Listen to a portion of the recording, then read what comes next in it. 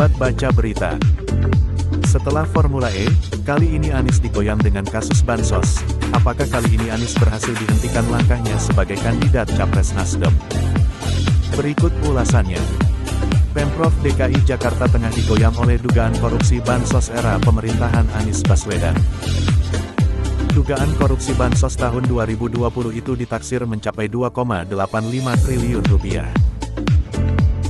Diketahui, dugaan korupsi bansos tersebut dibeberkan langsung oleh seorang pegiat media sosial bernama Rudy Valenka melalui akun Twitter pribadinya @Kurawa pada tanggal 9 Januari tahun 2023.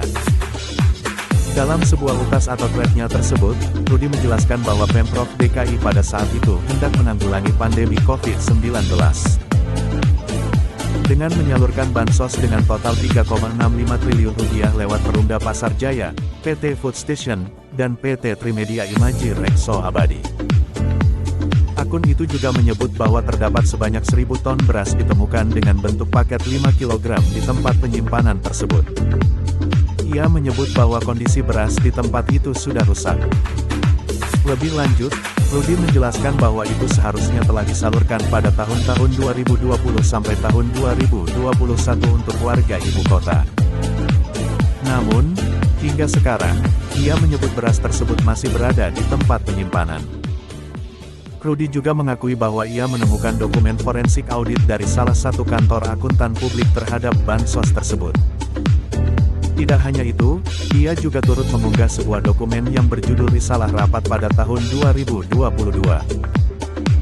Dalam dokumen tersebut, disebutkan jenis rapat itu adalah rapat Dewan Pengawas, Direksi, dan Kantor Akuntan Publik yang melakukan forensik audit terhadap bansos.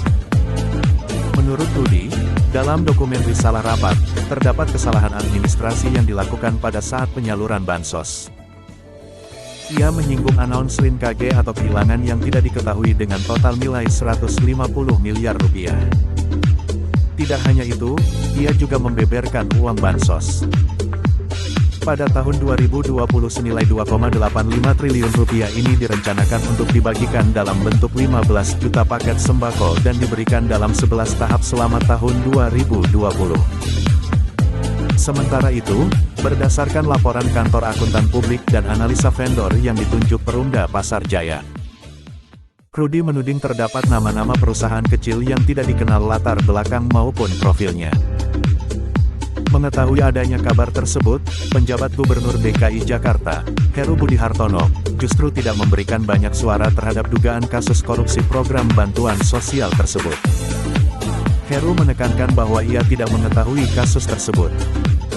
Ia menerangkan bahwa program bansos dari Pemprov DKI tersebut terjadi jauh sebelum ia menjabat sebagai pejabat Gubernur DKI Jakarta. Demikianlah info terkini dari DKI Jakarta. Wassalam.